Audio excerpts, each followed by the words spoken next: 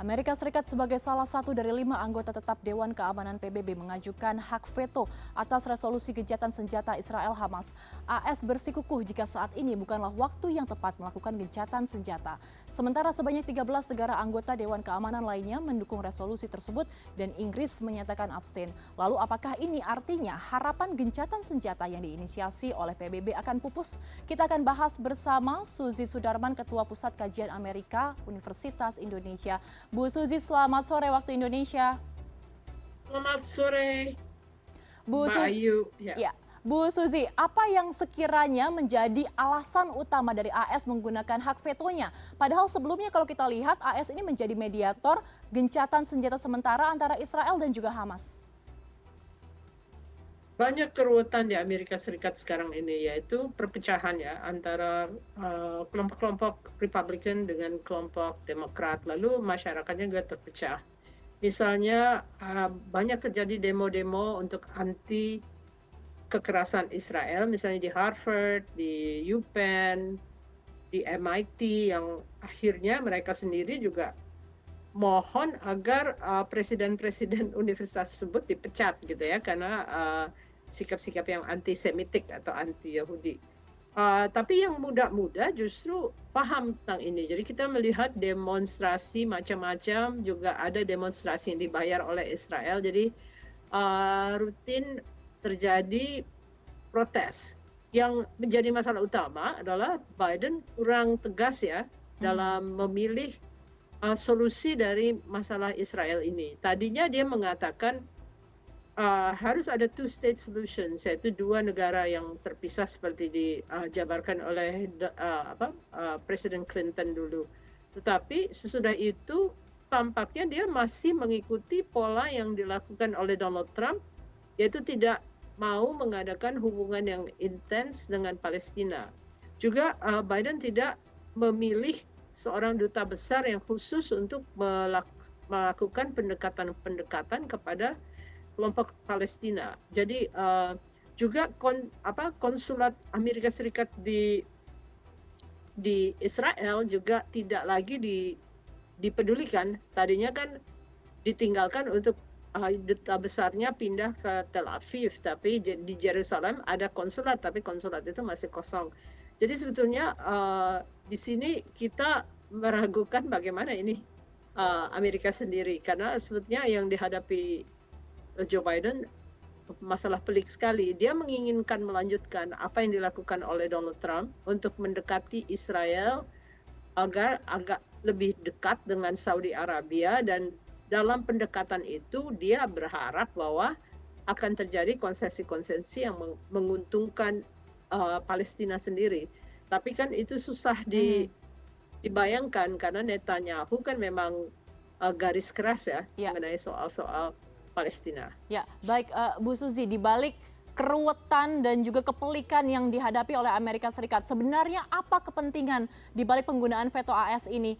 Benarkah ada kaitannya dengan bisnis penjualan senjata atau bagaimana menurut analisa Anda? Ya kalau kita mau secara jujur mengatakan ya, kalau Amerika sedang depres ya dia perlu penjualan senjata, karena itu yang paling utama untuk mendatangkan income ya bagi Amerika Serikat, karena industri lain kurang. Tapi kita kan belum punya bukti ya bahwa memang tujuannya memang demikian. Hanya masalahnya selalu dalam sejarah diberlakukan apa yang disebut Keynesian, military Keynesianism atau Keynesianism secara militer. Artinya akan terjadi demand tinggi kalau misalnya ekonomi bergerak, dan ekonomi itu hanya bergerak kalau terjadi peperangan.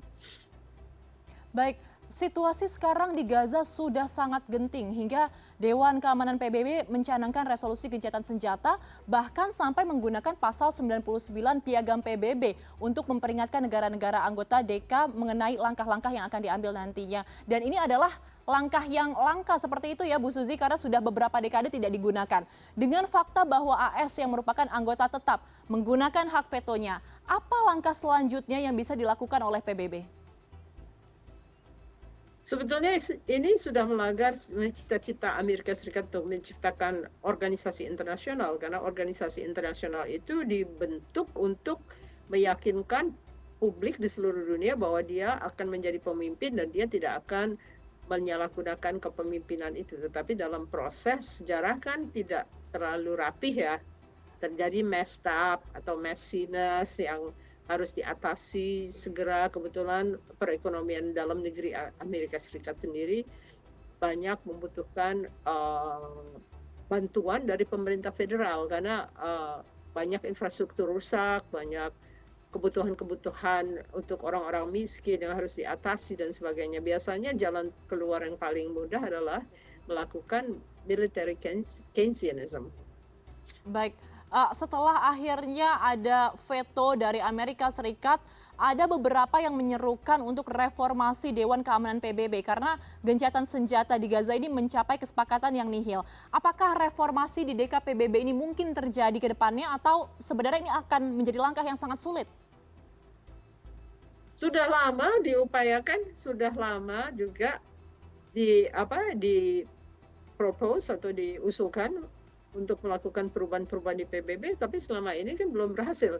Jadi memang 5 veto powers itu memang sulit sekali dan untuk menyelenggarakan General Assembly yang isinya 193 negara itu juga teramat sulit. Jadi memang akhirnya kita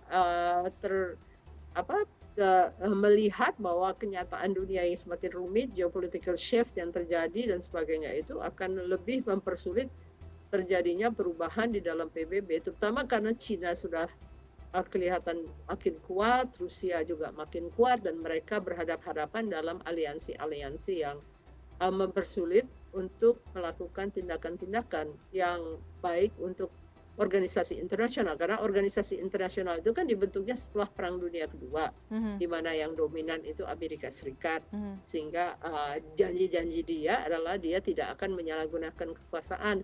Tapi ternyata dalam proses terjadi perbedaan-perbedaan karena kekuatan-kekuatan ada yang menguat, ada yang melemah. Lalu pandangan dari militer AS adalah dia harus berdominan, ya, preponderance of power atau kekuatan dia harus benar-benar menyeluruh. Jadi kalau misalnya ada sedikit terkecoh dengan hal-hal yang tidak dilakukan, yang seharusnya Presiden Amerika lakukan, seperti terjadi terbunuhnya duta besar di waktu itu di Libya ya, itu banyak akan ditentang oleh senator dan congressman karena mereka selalu percaya bahwa preponderance of power adalah jalan keluar yang harus dimiliki oleh Amerika Serikat. Kalau tidak, dunia tidak akan bisa diatur atau diorganisasi secara stabil. Baik, jadi ini sebenarnya langkah yang cukup sulit juga ya untuk reformasi DKPBB. Tapi kalau kita melihat kembali, Bu Suzy, Bu Retno, Menteri Luar Negeri RI saat ini juga sudah dengan lantang selalu menyuarakan gencatan senjata di forum PBB. Namun dengan kondisi saat ini ada veto dari Amerika Serikat, kira-kira langkah apa lagi yang bisa dilakukan oleh Indonesia untuk mengusung atau juga mencanangkan resolusi gencatan senjata?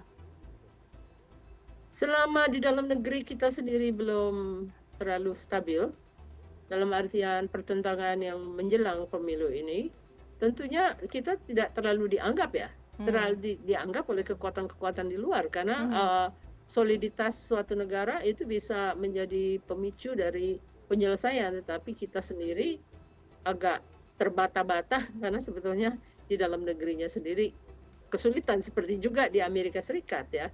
Jadi domestic affairs itu penting sekali. Kalau dalam teori dibilang selalu dipengaruhi oleh perang, selalu dipengaruhi oleh ekonomi internasional, tetapi tergantung rejim type-nya kayak apa. Kalau demokratis begini, lalu coalition partnership-nya kayak apa di dalam negerinya. Kalau coalition power di dalam negerinya itu belum menentu dan banyak terjadi terkoyak-koyak karena rakyatnya terkoyak, tentunya Indonesia tidak punya kadar untuk bisa memberikan sumbangsih yang nyata.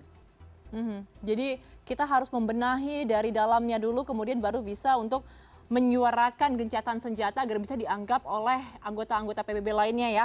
Terima kasih Bu Suzy Sudarman, Ketua Pusat Kajian Amerika Universitas Indonesia atas informasi dan juga waktunya. Selamat sore waktu Indonesia, sehat selalu Bu Suzy. Terima kasih, selamat pagi dari sini.